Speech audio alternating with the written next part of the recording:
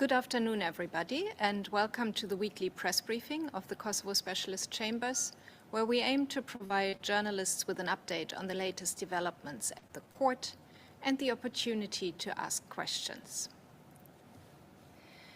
In the trial of Hashim Thaçi, Bashkim Smakaj, Izni Kilaj, Fadil Fazliu, and Hayreddin Kuçi, the single trial judge on 9th June took note of a series of facts agreed upon amongst the parties, which was submitted by the prosecution. In light of the public nature of the proceedings, the single trial judge ordered the prosecution to file public redacted versions of certain related submissions and directed the registry to reclassify other filings as public. The reclassifications has already been completed. In the trial of Hashim Thaçi, Kadri Veseli, Recep Selimi, and Jakub Krasniqi, the trial panel on 8th June granted a request by a participating victim for partial variation of protective measures, finding that the personal circumstances of the victim constitute compelling reasons to do so.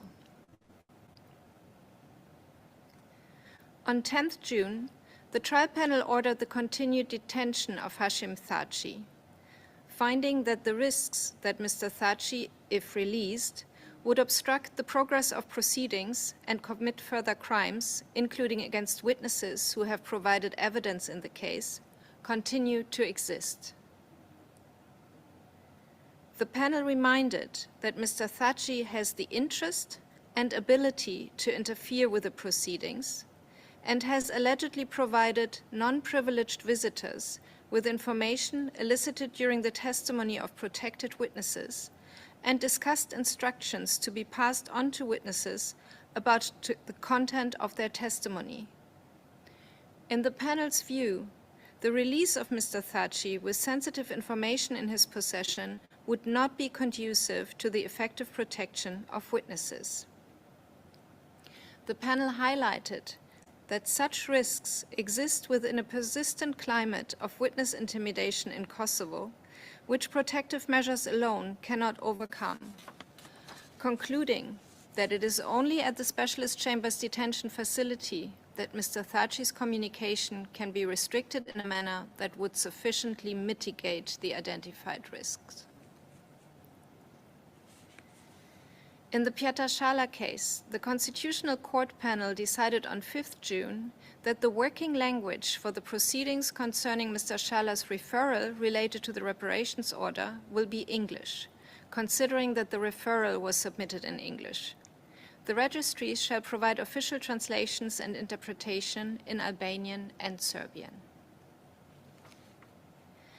The Constitutional Court directed the prosecution to respond to the referral by 26 June and Mr. Shala to reply to the prosecution's response by 10th July.